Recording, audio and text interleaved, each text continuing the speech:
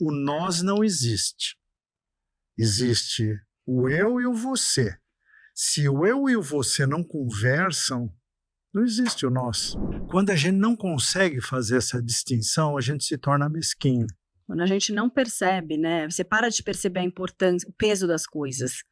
E você simplesmente entra naquele módulo, putz, esse dia não posso, não consigo, não tem jeito. Você começa a viver em tamanho PPP, viver dentro de um buraquinho fechado. Por que a gente atua como coitadinho? Para ter palco? Sem dúvida. Mas o fundo do poço é um lugar maravilhoso, porque não tem mais como descer, você tem que bater o pé e subir.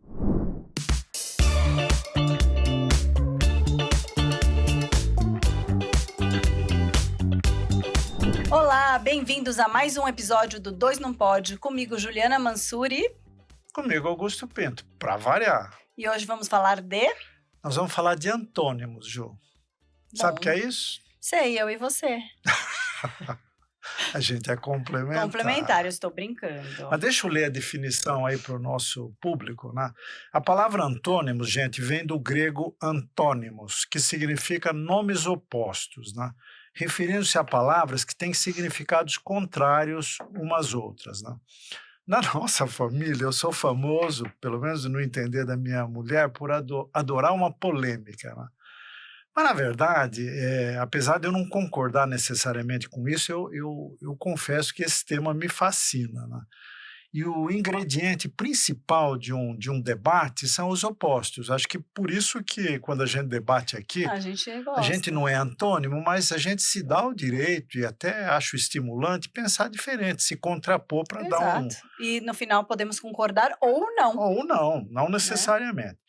Agora, como o objetivo de qualquer debate é uma conclusão lógica, quem debate com o coração aberto tem que estar preparado, em algum momento, a abrir mão das suas convicções. Quando a gente vem debater aqui, eu, em momento algum, quero ser o dono da verdade. Eu quero ter o direito de expressar o que eu penso e você também.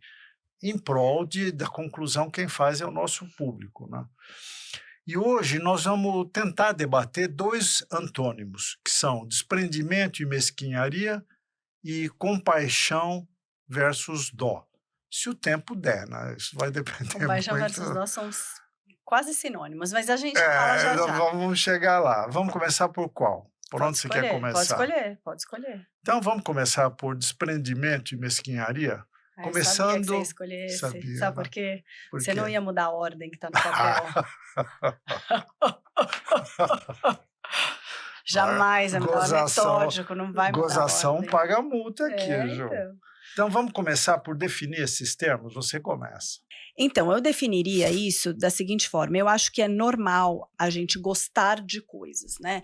Então, acho legal você gostar de uma casa boa, de poder fazer uma viagem, de poder escolher uma roupa que você quer, uma coisa que você quer comprar, de poder escolher as pessoas com quem você quer estar, o trabalho que você vai ter, tudo isso é bom e é saudável, é normal que a gente goste de ter algumas coisas. O que não é legal é quando você depende dessas coisas para ser feliz, aí você está preso.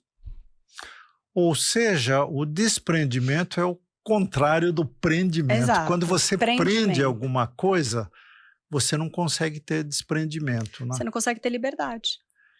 Pensa, olha isso a gente nem chegou a debater. Quando você está apegado, você perde a liberdade. Porque você vira dependente daquela coisa a qual você se apegou, né? E aí você fica segurando, achando que daquilo depende a sua vida, quando na verdade é o oposto. Eu tenho uma imagem que é um clássico, né? Os homens gostam muito de carro, né? Eu adoro. Putz, você comprar um carro zero, você parece uma entidade cheirinho viva, novo. Né? Aí o cara pegou um carro zero, saiu dirigindo da concessionária, chegou na primeira esquina, dá uma batidinha daquelas que faz um raladinho. Putz, acabou o mundo desse cara. Não, seu mundo. Não, estou dizendo, o mundo dos homens é muito estranho, né? Será que é dos homens? De alguns homens? Eu não tenho esse apego. Com o carro você tem. Não, tem um raladinho você tem. Com roda ralada. Roda não, qualquer coisa ralada. Você é especialista em ralar a roda. Eu já vou ralando em cima do ralado, que já está ralado ali. Mas vamos lá, vamos deixar de enrolar e vamos discutir um pouco esse tema, né? Você acha que você estar preso a uma coisa, de ser apegado a uma coisa, que seria o prendimento, que não existe essa palavra, é igual a mesquinharia ou não é igual, é diferente? Qual a diferença? Eu acho que mesquinharia é um tipo de apego doentio. Quando você se apega a alguma coisa de forma doentia, você diminui, né? É uma coisa estranha, porque você, ao estar apegada a algo, você está perdendo aquilo, É uma mentalidade de né? escassez. É uma mentalidade de escassez, porque pensa assim, você pode estar apegada a uma pessoa, por exemplo, né? O medo de perder essa pessoa faz com que você a perca. É paradoxal isso, né? Quer dizer, eu gosto tanto daquela pessoa, eu quero ter tanta exclusividade sobre ela que eu tiro o espaço e eu começo a perder aquela pessoa exatamente por ter excesso de apego, né? E o amor, ele é livre. Se alguém E te o ama, amor é você quer alguma livre. pessoa que está com você porque ela tem que? Não, né? E ninguém tem que. Então você tem que deixar ela livre. Se ela for sua, ela volta, por opção, por escolha. E aí você não precisa ficar cercando. Eu não preciso saber onde está meu marido agora. Tá tudo bem, ele tá fazendo a vida dele, a rotina dele, eu tô fazendo a minha, e a gente tem o eu, o você e o nós. O nós é a intersecção do eu e do você, mas se não existir o eu ou o você, como é que existe a intersecção de dois pontos se um deles não deixa de existir, se anula, né? Ou porque é minado, ou porque se molda a tal ponto de deixar de existir. Falei complexo? Falou, não. O que você Traduz. está dizendo é uma coisa muito interessante, que é assim, o nós não existe. Existe o eu e o você. Se o eu e o você não conversam, não existe o nós. Existem individualidades. Mas às vezes o eu quer anular o você, e uma vez anulado não existe o nós. Exatamente isso, ou seja, o desapego, né, que tem a ver com desprendimento, mas o desprendimento é um pouco mais do que desapego, a gente vai chegar lá. Então, o desapego permite que o nós surja, porque ao reconhecer você como pessoa, reconhecer seu espaço, a sua Suas liberdade, necessidades, suas vontades. você vai reconhecer o meu eu, surgiu o nós.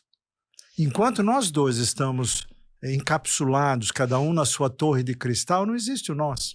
Mas tem o oposto também, que é a pessoa que ela tem uma paixão tão grande, um amor tão grande, tanto medo de perder a outra, que ela não prende porque talvez ela não tenha esse poder de alguma forma. Ela se anula, ela passa a se adequar 100% a este outro ser. Mas aí ela esquece que aquele ser se apaixonou por ela na essência, não por ela adequada. E quando essa pessoa um dia sai dessa história, ela não sabe mais quem ela é, porque ela foi um molde, né? Ela foi um espelho, um reflexo daquela outra pessoa. E geralmente a gente não está buscando a nós mesmos, né? É interessante isso que você está falando, porque vale para os dois lados, né? Numa relação que não é saudável, uma relação doentia, Tóxica. de amor, uma relação tóxica, você pode se autodestruir para tentar segurar outra pessoa. Ao fazer isso, você vai a perder com toda certeza. Ou o inverso.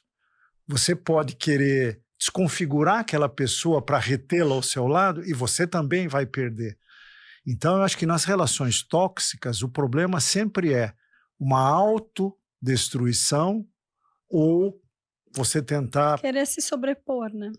Possuir aquela outra pessoa, como a escravatura foi abolida há muito tempo. Em ambos os casos, você vai perder. Exatamente. Mas eu acho que isso tudo que a gente está falando é sobre desprendimento. É mais desapego, né? Desapego. Qual a diferença entre desapego e desprendimento? Tem alguma diferença ou são sinônimos? Não sei se tem diferença. Talvez o desapego venha antes. Você ser apegado é um pouco menos do que ser preso, né? Eu sou apegado a uma coisa, assim, ela é muito importante para mim, quase beirando a não conseguir viver sem. Aí quando você não consegue viver sem, você está preso. Acho que é um passo a mais, mas no fundo elas são sinônimos, que é diferente da mesquinharia. Eu acho que o desapego é assim, olha, eu adoro isso aqui, mas eu estou preparado para abrir mão se porque não é precisar. Bom pra mim. O desprendimento é você meio que oferece aquilo que você ama para um terceiro, para outra pessoa, para o mundo. Por exemplo, conhecimento. Conhecimento é alguma coisa que você pode se apegar. porque você lutou muito para aprender alguma coisa. Você se tornou talvez o grande especialista num certo assunto. Aquilo tem um valor imenso para você. Mas qual é o valor que tem se você guardar para você só? É isso. Tem zero valor. Pois é, mas o egoísmo das pessoas é uma coisa que não faz muito sentido, né? A gente se prejudica ao tentar reter alguma coisa impossível. Então, você adquire um conhecimento com grande dificuldade, você não quer compartilhar.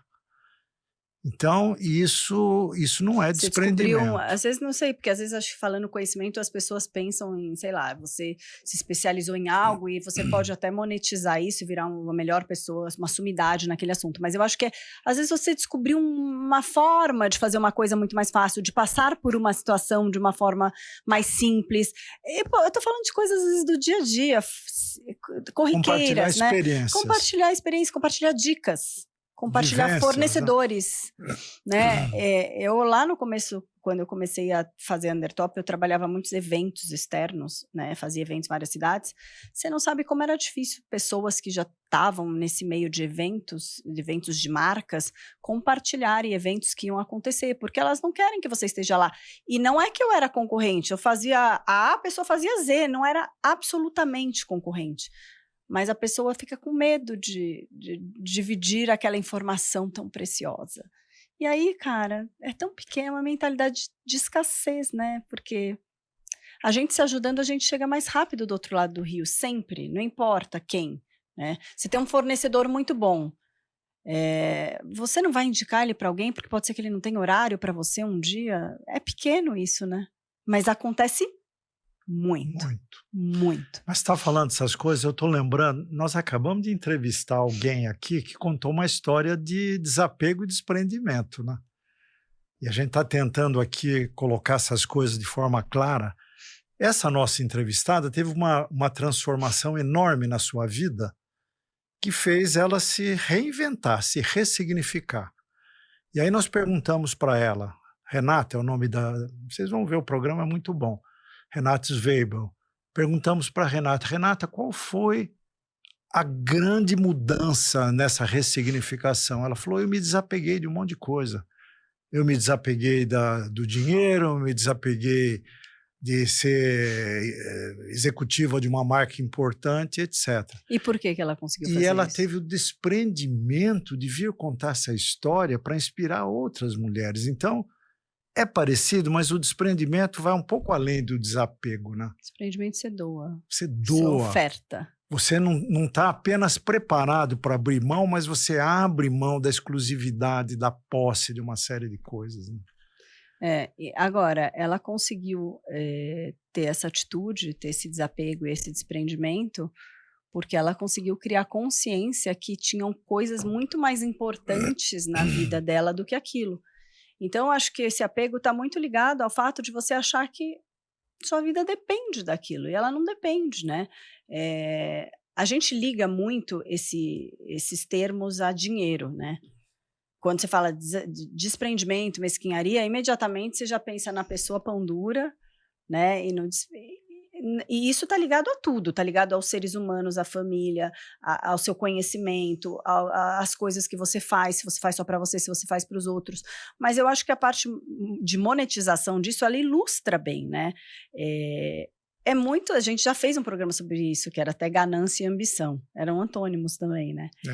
É muito saudável você desejar ter dinheiro, mas quando você precisa dele para ser feliz, não é para viver a gente precisa, mas ele não pode ser a sua fonte de felicidade, porque ele não tem essa força, ele não consegue ser uma fonte de felicidade. Aí vira um apego, e aí não é saudável, né? Colocando monetariamente só para ilustrar, porque eu acho que fica mais visual. Mas olha, a gente tem a falsa ilusão, aliás, isso é redundância, né? Falsa ilusão Tem a ilusão.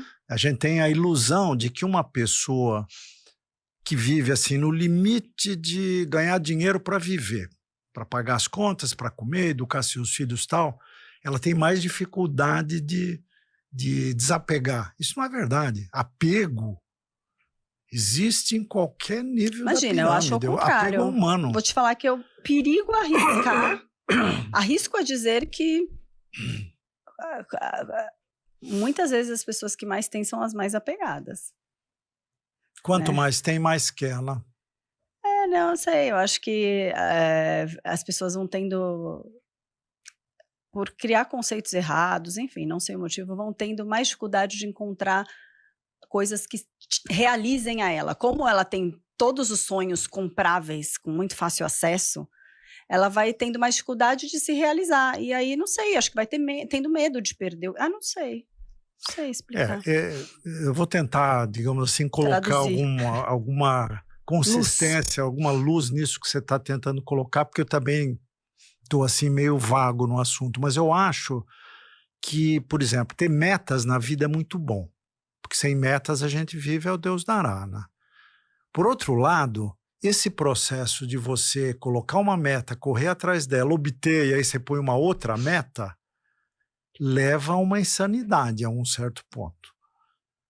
Tem gente que fala, olha, tá na moda agora, né? Todos os influencers de sucesso, ganhar o seu primeiro milhão. Nossa, é uma fórmula mágica, né? Inclusive, ganhar o todo seu mundo primeiro vende milhão. isso. Ganhou o seu primeiro milhão. E aí, agora? Acabou? Agora eu vou ganhar 2, meu primeiro 5. 10 milhão.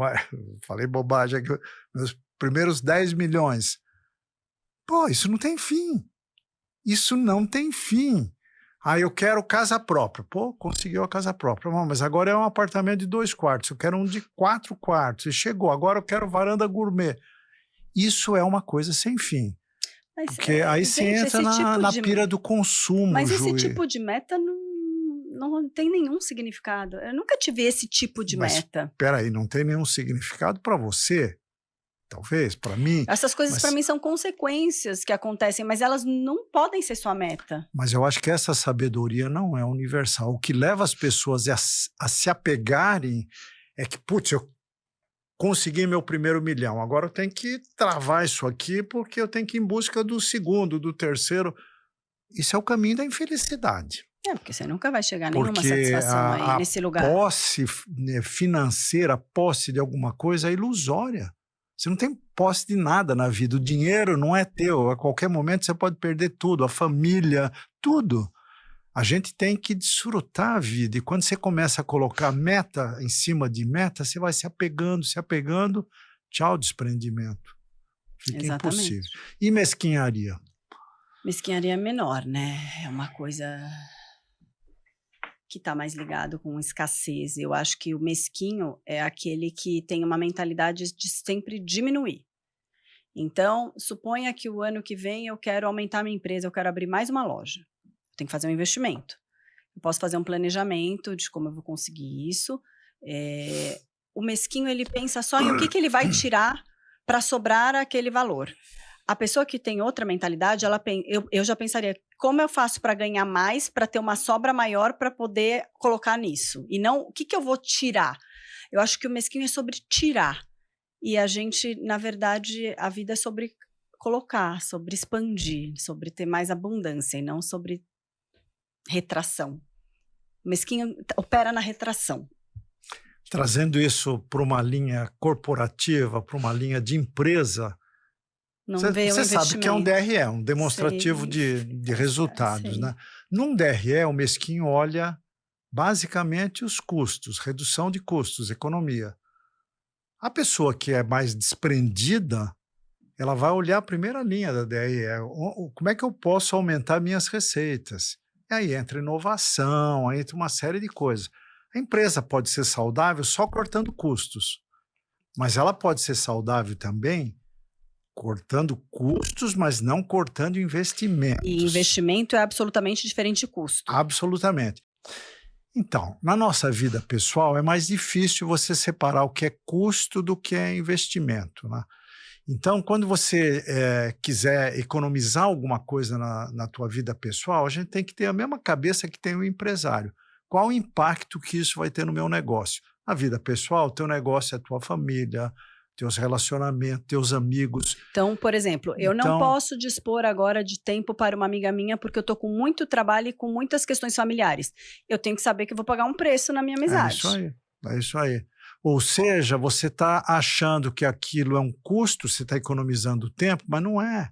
É um investimento. Talvez tenha, num certo momento, que você tem que largar a tua empresa para dar um tempo pessoal para tua mãe, para tua Sem amiga. dúvida. Você fez isso ontem, Ju. O que eu fiz ontem? Ontem você cuidou da sua mãe. Para Ontem... mim é zero um custo. Não, eu sei, mas eu digo, uma Eu pessoa sei. que não faz essa distinção, ontem você investiu tempo na sua mãe. É isso. Você não roubou tempo da tua empresa. E eu acho que só vale a pena um dia quem trabalha dentro de uma empresa se tornar um profissional liberal se você quer fazer isso. Porque isso é o que tem de válido, né? Eu poder fazer essa gestão e falar, não importa o que tem na agenda. Hoje minha agenda fechou, ponto, acabou. Simples assim, que dia tá fechado, e você conseguir estabelecer essas prioridades e investir a sua energia em coisas que são importantes naquele momento. Pode ser que semana que vem a minha empresa precise de mim muito mais que minha mãe. É isso. E aí eu vou talvez falar, mãe, esses dias não vou conseguir te ver, e tá tudo bem. Né? Agora, esse equilíbrio não é tão simples às vezes, né? Só explicando, gente, a Lígia passou por uma pequena cirurgia e ontem ela voltou para casa e a Ju cuidou dela o dia todo. Com muito amor. Não foi trabalhar, né, Ju? Mas, não foi 2 dias. Esse foi um investimento de tempo para uma causa melhor. Quando a gente não consegue fazer essa distinção, a gente se torna mesquinho. Quando a gente não percebe, né? Você para de perceber a importância, o peso das coisas. E você simplesmente entra naquele módulo, putz, esse dia não posso, não consigo, não tem jeito. Você começa a viver em tamanho PPP, viver dentro de um buraquinho fechado. E aí você vai encolhendo junto, né? Encolhendo. À medida que você se torna mesquinho, o mundo te percebe como uma pessoa menor. Sem coragem, não se expõe, não compartilha o que você... E tudo isso, no fundo, é uma grande insegurança, né? Você talvez acha que os seus bens ou suas posses... Pessoas mesquinhas são pessoas com medo? Talvez, podemos falar mais isso? Inseguras. Não sei se eu posso afirmar isso categoricamente, porque... Medo de perder? Medo de perder, medo de... Não sei, aquilo ao que ele se apega é onde ele apoia o eu dele, concorda? Ele acha que sem aquilo ele deixa de existir. Para você ser apegado a esse ponto, você acha que você depende E aí daquilo. vem o grande paradoxo da vida, né? Ao ter medo de perder, você começou a perder alguma coisa. Começou a perder o namorado, a esposa, começou a perder o dinheiro, o emprego. Exatamente. E varremos agora, esse tema para poder... Não sei se varremos, mas para a gente dividir bem o nosso tempo, vamos para o próximo. Qual é o próximo? Dó versus compaixão, que na minha opinião não são antônimos. Também não são sinônimos. Tampouco, olha que chique, tampouco são sinônimos. Nós podemos dizer que compaixão tem um sinal positivo e dó tem um sinal negativo? Com certeza. Então são antônimos, né? Porque eu acho que ao ter dó de alguém, você está diminuindo aquela pessoa, você está vitimizando aquela pessoa. Compaixão não. Compaixão é empatia. É você se colocar na pele, no sapato daquela pessoa, falar, pô, se eu posso, eu vou ajudar aquela pessoa nesse momento.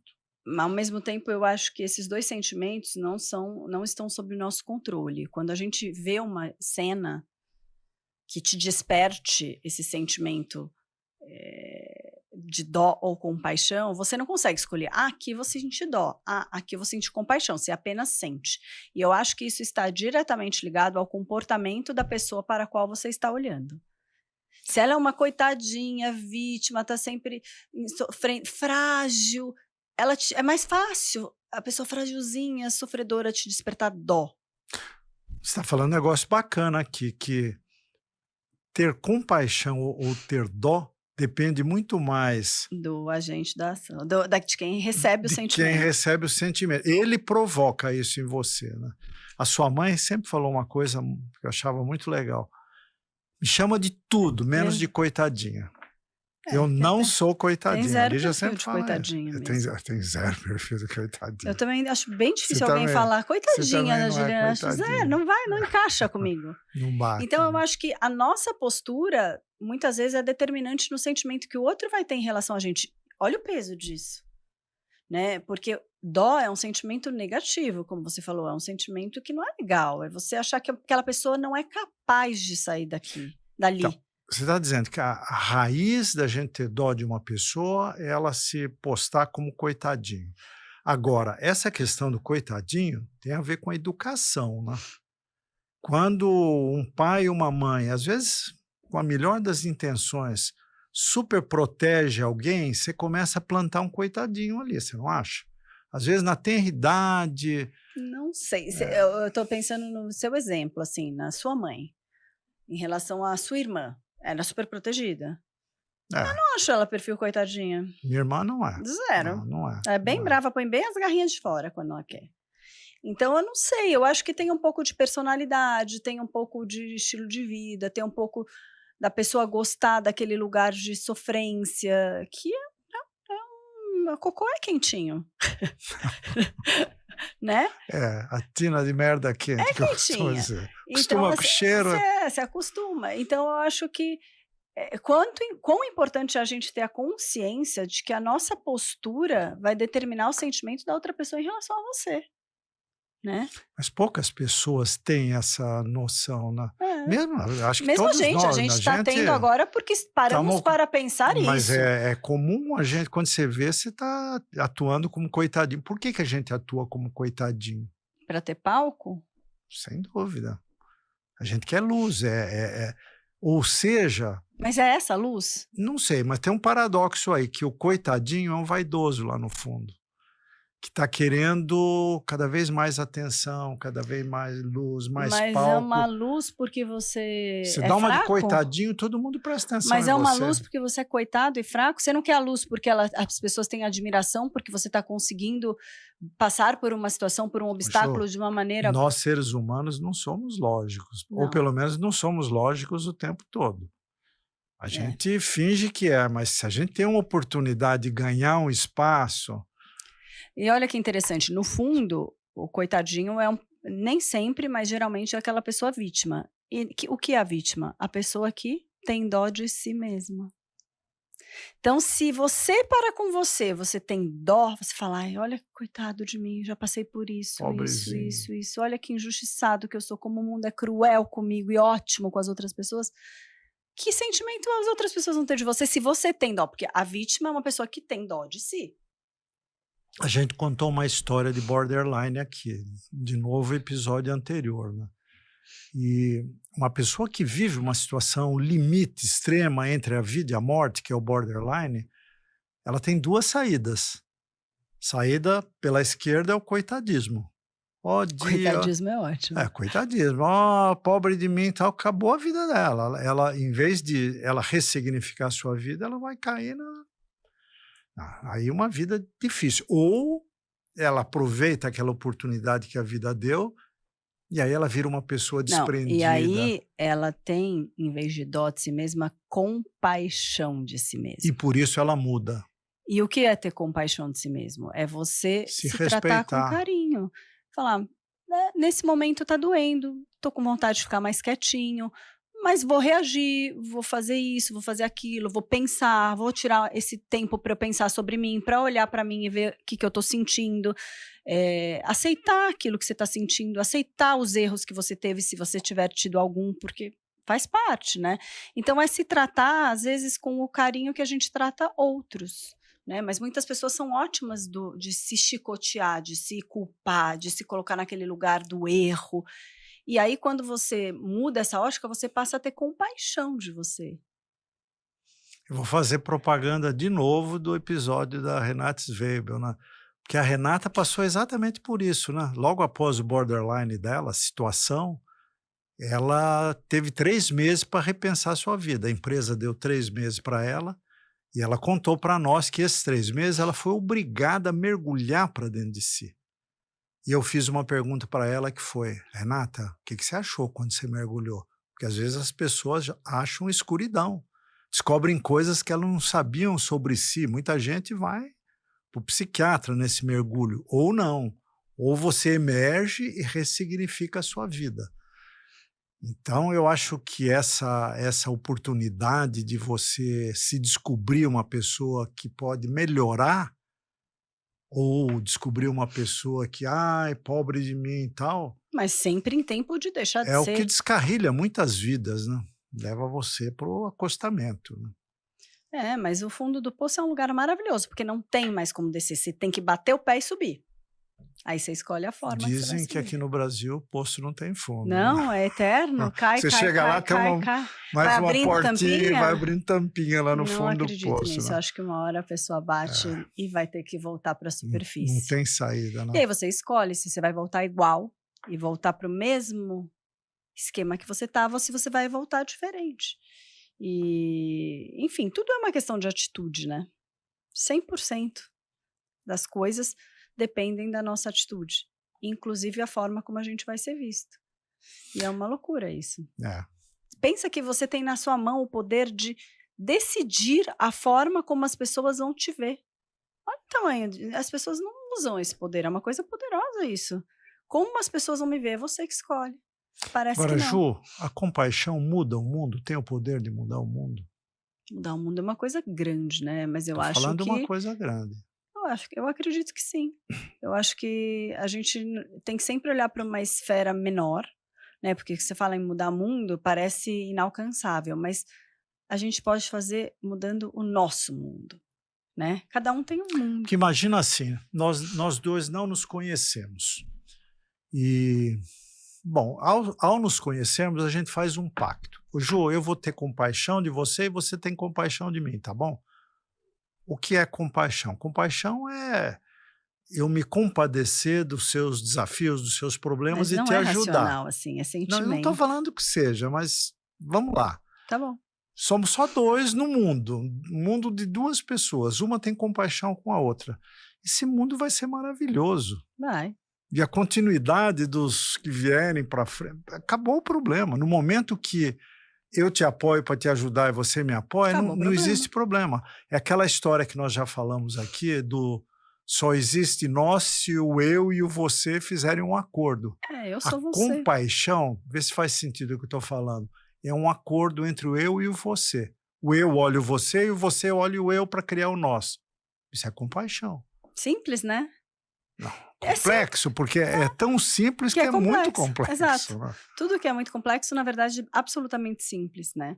E se cada um de nós aplicar essa compaixão no seu entorno, já é um outro mundo, completamente Você pode diferente. fazer isso na tua casa, você pode fazer isso na Seu tua entorno, as empresa, pessoas que no você teu lida no dia a bairro, no dia. teu condomínio. Né?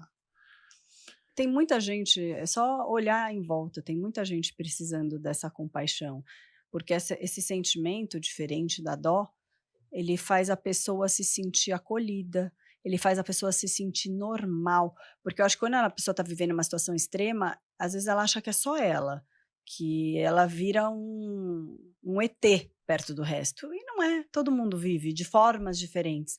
Então, quando você acolhe aquilo que aquela pessoa está vivendo, você normaliza, você traz ela para ok, você está vivendo seu problema agora, eu já vivi o meu, ele vai ver o dele, ele vai ver o dele. Então, eu acho que a compaixão é acolhimento, né? Sem julgamento. Eu acho que isso que você falou é muito, muito bonito. Quer dizer, compaixão é uma coisa que não humilha o outro, né? Não Quando você aponta. tem dó, você está humilhando a Quando pessoa. você tem dó, você está julgando ela fraca. Você está julgando já ela tá julgando. fraca e está dando uma sentença, né? Está fazendo um julgamento, dando uma sentença. Essa pessoa precisa ser cuidada porque ela não tem condição. A compaixão é, ok, vamos juntar o eu com você Vamos lá, eu e te dou a mão, nós vamos você resolver vai erguer juntos. e a gente vai ter uma solução. Né? Por exemplo, eu terminei ontem um processo de mentoria de um jovem. Né? Foi muito legal, 3 meses que foram, para mim, de grande aprendizado. Né? E no fechamento, nós dois fizemos um balanço. Eu na minha idade, terceira idade, outro jovem de 21 sobre anos. como foi para você. Como é que foi para nós dois? E o menino falou, nossa, para mim foi engrandecedor, porque, putz, aprendi muito com você. Eu falei, cara, eu aprendi horrores com você, porque ao tentar te ajudar, caiu um monte de ficha para mim. Eu aprendi um monte de coisa que estava meio escondida. Eu acompanhei um pouco, mas você acompanhou um pouco. É verdade.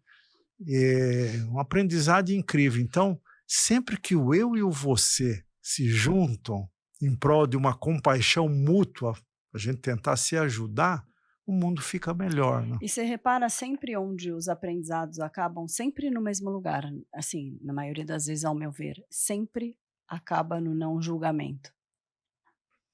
Perfeito. Porque a gente sempre chega dono da situação. Por exemplo, estou pegando esse exemplo que você deu, um mentor e um mentorado. Supostamente o mentor Já é uma relação de já cima para é baixo, hierárquico, né? de certa forma. Supostamente o mentor tem mais sabedoria, né, de um assunto específico. Então, muitas vezes você chega como mentor achando que você sabe tudo, só que você não vestiu aquele sapato, você não vive aquela vida, e aí você aprende. Muitas vezes eu diria que talvez o mentor aprenda mais que o mentorado em alguns momentos. Olha, né? Acho que na maioria de cada uma das sessões que eu vivi com esse menino, eu saí com algum aprendizado. Mas tenho certeza que algumas delas você teve a lição de tipo, puxa, eu não posso julgar essa situação, porque não é tão simples assim como parece. E a gente nunca pode julgar. Eu acho que a vida é um pouco sobre isso, sobre a gente lutar sempre para não estar julgando, porque é inerente ao ser humano fazer um julgamento. Não está errado. Todo mundo faz de alguma forma, uns mais, outros menos, mas faz parte do ser humano. Então, acho que uma das grandes coisas que a gente tem que ir aprendendo na vida é a driblar isso, ou pelo menos parar e falar, opa, estou julgando aqui. Porque a gente acha que não está julgando, mas a gente já está julgando, já condenou, já deu a sentença. É isso. E a gente se coloca naquele lugar de, não estou julgando nada, mas você tá, no seu íntimo você tá, porque você não precisa falar para estar julgando, você tá na sua cabeça. Então, eu acho que quando a gente consegue tirar essa vestimenta de julgador, a gente se aproxima e consegue ter mais compaixão das pessoas, sabe? É que para não julgar, para você ter compaixão, você tem que se colocar no espaço daquela pessoa, né? E se colocar no espaço de uma outra pessoa não é fácil. É muito difícil. Eu acho que talvez se a gente tentasse aqui achar uma fórmula, uma receita de bolo, eu diria que a gente tem que aprender a escutar atentamente. Que não é uma coisa natural de nós seres humanos. A gente sempre escuta pensando no que a gente vai falar em seguida. Exatamente. Por exemplo, aqui no podcast, né, várias vezes pessoas me perguntam, nossa, mas putz, não é difícil fazer um podcast? É que nem bater um papo como se fosse na mesa de cozinha, o que não deixa de ser verdade. Mas aí eu digo o seguinte, gente, para você conduzir um podcast minimamente razoável depois para ser ouvido, você tem que prestar uma atenção total na outra pessoa. Seja perder uma palavra, você perde total. Ou nós dois aqui. Se a gente perder uma palavra, a gente perde o fio da meada. Para ter compaixão, você tem que ter essa escuta atenta que a gente tem que ter aqui no podcast. Porque aqui a gente faz isso concentradamente, porque sabe que se não fizer vai quebrar prato. A gente faz mindfulness aqui. A gente faz mindfulness aqui, mas aí a gente sai daqui e começa a nossa vida normal, a gente já volta para aquele modo de... Meio ouvindo, mas não escutando, entendeu? Então eu diria que o maior desafio para a gente ter uma atitude compassiva é escute com atenção e com respeito. E é interessante, né? Porque às vezes, assim, você é uma pessoa supostamente distraída. Supostamente não, sou distraída pra cacete. Vamos dizer que você também é. Muito menos. Opa, quem pega elevador errado todo dia é o quê? Mas eu sou distraída seletiva, você é distraído genérico. Tá bom. Sou um pouco mais seletiva nas distrações. Não, você é uma pessoa que você tem uma facilidade de se distrair se você estiver numa conversa que ela não tiver interessante. Desligo. Então, aqui você não desliga porque, além de eu ser interessantíssima, é claro, mas por quê? Porque você se propõe a estar inteiro e prestando atenção. Mas por que numa conversa externa talvez a gente não se proponha a isso? Pois é. Talvez porque, não sei. Que cansa também, né? Você está ouvindo atentamente, eu não sei de onde tiraram essa estatística, mas dizem que a gente escuta cerca de 15% do que chega para nós como informação do mundo. 15%. É muito pouco. Isso é pouquíssimo, né? Aqui nós não conseguimos 100%, mas a gente chega a 80%, 90%. Fazer isso o tempo todo é extenuante. E eu acho que a gente se desinteressa e se desconecta também quando vira uma mesmice. Aquela coisa que você sabe que ali não vai dar em nada, que a pessoa está falando, mas não vai sair do lugar. Mas às vezes a gente não viu. E a gente não viu. Não tem como ter visto. É sua vida? Não, então você não viu. Não viu esse filme. Né? Então, na verdade, é um trabalho de escuta mesmo, de aprender a ouvir, de aprender a não julgar. Podemos resumir assim? Escuta e paciência. Escuta atenta e paciência. Humildade, porque não julga antes, não julga nunca, vai. Nem antes, nem depois. Não julga nunca, mas Não tenta entender antes da hora, né? Deixa correr. Deixa correr para que a sabedoria da vida te ensine alguma coisa. E É as coisas isso? são tão, às vezes você acha que de uma história você vai tirar algo e você tira algo tão diferente daquilo, né? Mas para isso você tem que estar aberto. Se você estiver fechado num julgamento, numa coisa que você pressupôs, você vai Vai perder perder uma nuances que baita podem ser oportunidade. incríveis. Isso aí. Incríveis. É isso, né? Hoje a gente foi sucinto até. Acho que antônimos merece um outro programa, hein, Ju? Porque Um tem outro vários episódio, outros tem um monte antônimos de por aí pra antônimos, gente explorar. Espero que o nosso público tenha gostado. Eu gostei muito. Muito legal o papo. Muito legal, né? E vem muito mais coisas por aí, fiquem ligados. Tchau, gente.